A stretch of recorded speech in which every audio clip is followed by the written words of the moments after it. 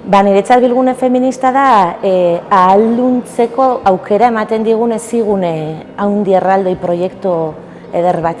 Zapalduen pedagogiak beti sekulako garrantzia eman izan dio kontzientizazioari. Hortik erantzuteko eta eraikitzeko gaitasuna sortzen baita, gaitasun hori ematen baitigu. Nik uste dut kontzientizazio hori Euskal Herrian feminismo abertzaletik etorri beharko duela.